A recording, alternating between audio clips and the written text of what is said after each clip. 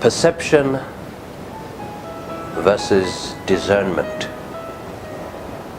The very reason we wake up every morning, take care of our bodies, the way we dress, the way we want to appear, is because perception of people is so powerful.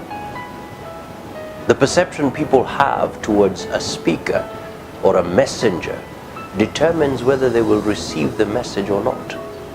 As a speaker, I have to prepare myself in such a way so that my perception, the perception people have of me, does not affect my message. Perception is so important that even Christ Jesus asked his disciples, "Who do people say that I am?" And I know there is a philosophy out there that I don't care what people think about me. But the reality is, every single thing we actively involve in has a relation to how people think about us. And ultimately, many people have gone to the level of becoming slaves of what they think other people think of them. But you know what? If I go back to the example of Jesus Christ,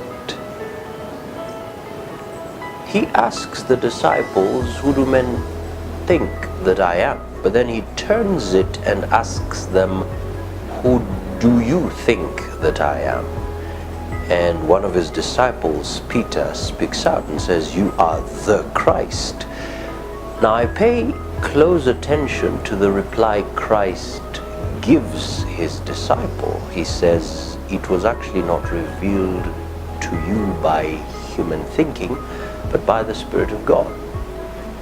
And so that kept me at a place of really thinking.